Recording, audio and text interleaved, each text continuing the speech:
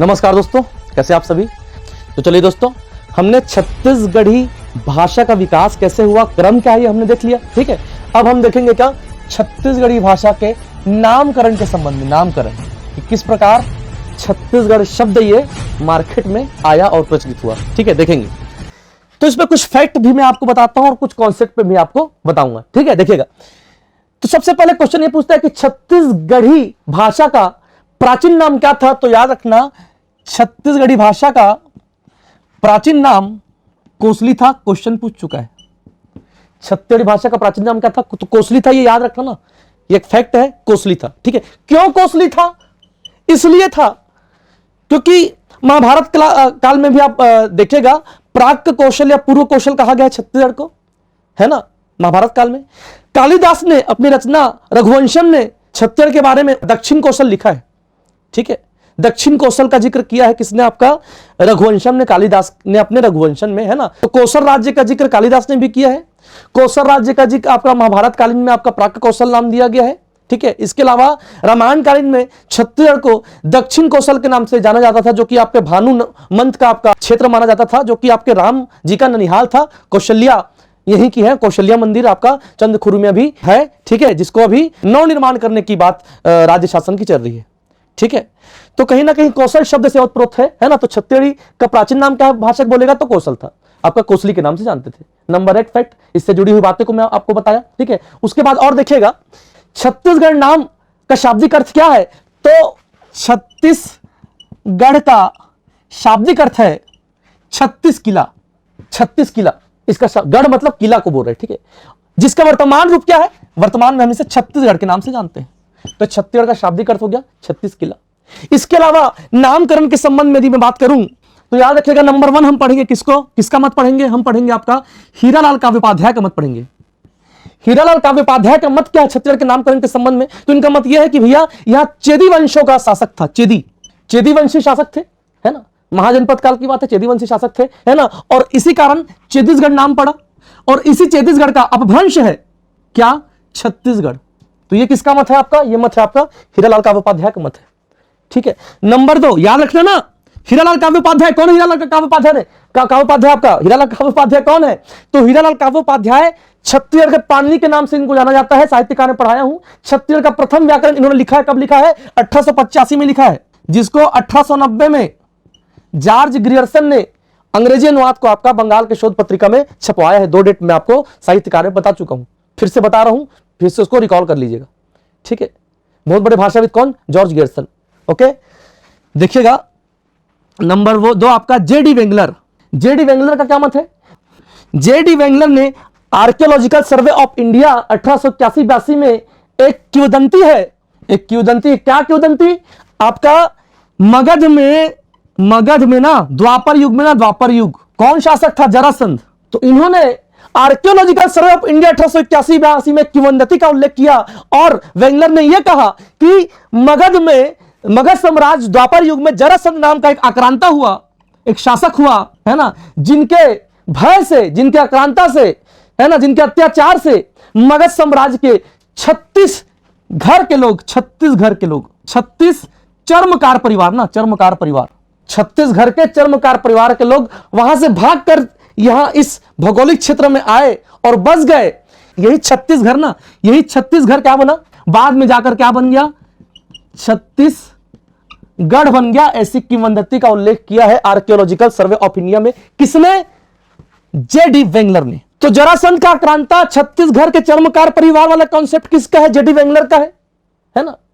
छत्तीसगढ़ का अपभ्रंश छत्तीसगढ़ वाला कॉन्सेप्ट किसका है? हीरालाल काव्योपाध्याय का है। Number 3 Alexander Cunningham. Alexander Cunningham का कॉन्सेप्ट क्या है? यह कहते हैं कि छत्तीसगढ़ राज्य अधिष्ठान पर्वतमालाओं से घिरा हुआ था। कौन सा पर्वतमाला? किससे घिरा था? तो छत्तीसगढ़ राज्य अधिष्ठान पर्वतमाला से घिरा हुआ था। यह मानना है किसका? आपका अलेक्जेंडर कनिंघम का। और ये कहते हैं अधिष्ठान पर्वतमालाओं से घिरा होने के कारण इसको हम, छत्तीसगढ़ को हम क्या कहते थे? अधिष्ठी कहते थे, अधिष्ठी। और यही अधिष्ठी आगे जाकर क्या बना? यही अधिष्ठी आगे जाकर बना अधीश।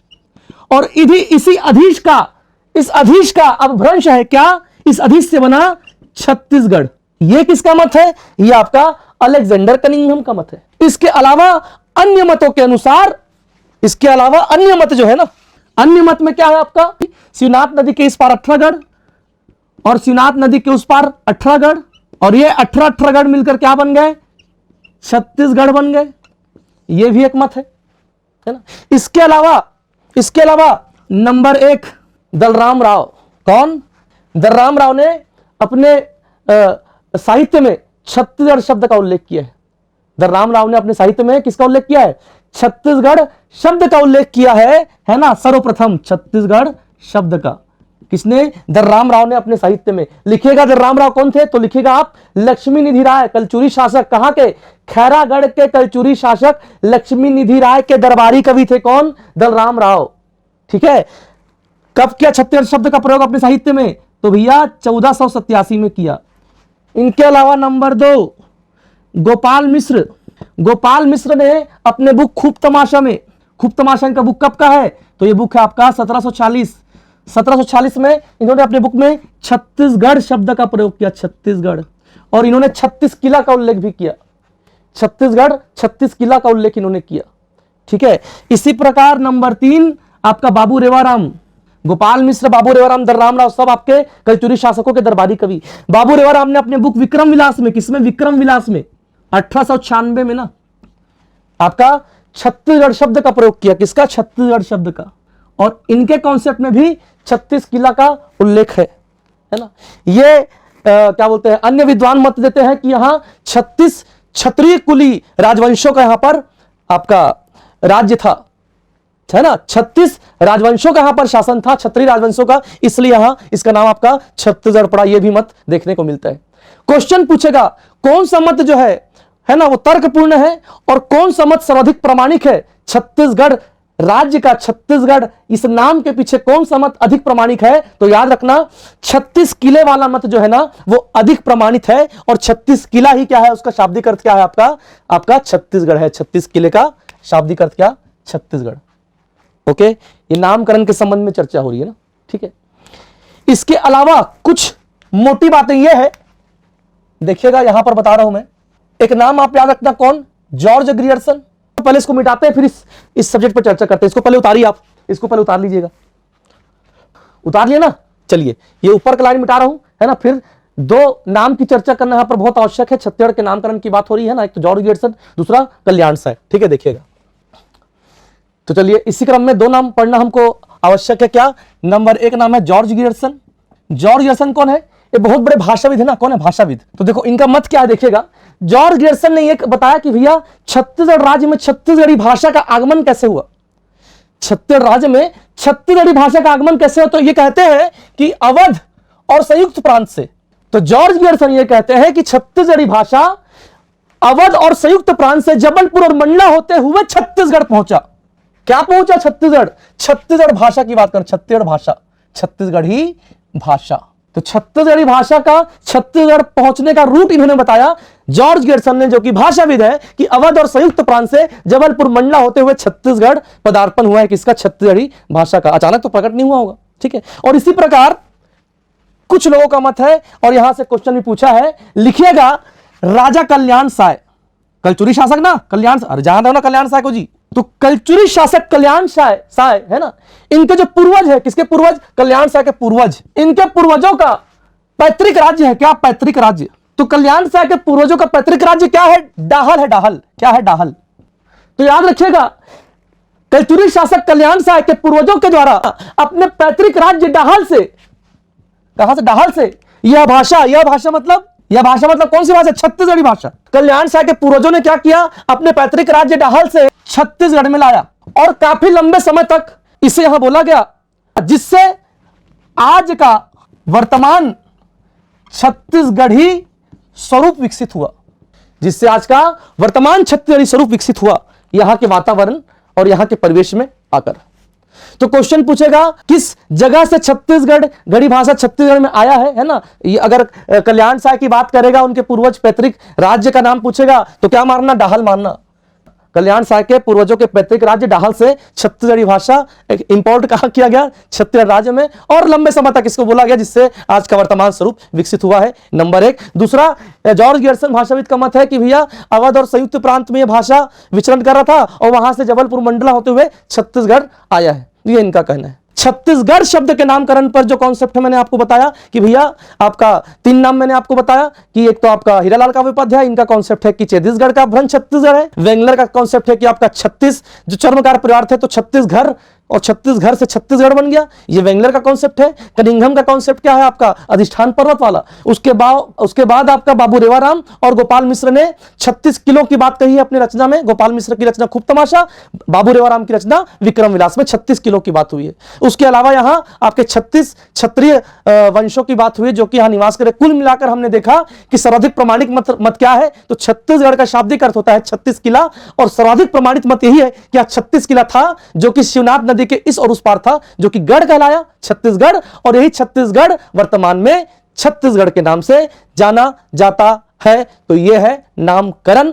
किसी प्रकार का कॉन्सेप्चुअल प्रश्न पूछेगा तो भी आपको यहां से बनाना है ना, और किसी प्रकार का फैक्चुअल क्वेश्चन पूछेगा तो भी आपको यहां से बनाना है। इसके अलावा 1-2 फैक्ट और है जो मैं आपको यहां बता देना चाहता हूं, देखिएगा, है ना। वो फैक्ट क्या है, क्वेश्चन पूछेगा कि छत्तीसगढ़ी का प्रथम शिलालेख कहां से प्राप्त हुआ, याद रखिएगा। तो प्रथम छत्तीसगढ़ी शिलालेख, याद रखिएगा, प्रथम छत्तीसगढ़ी शिलालेख 300 वर्ष पुराना है। कितने वर्ष पुराना, 300 वर्ष पुराना।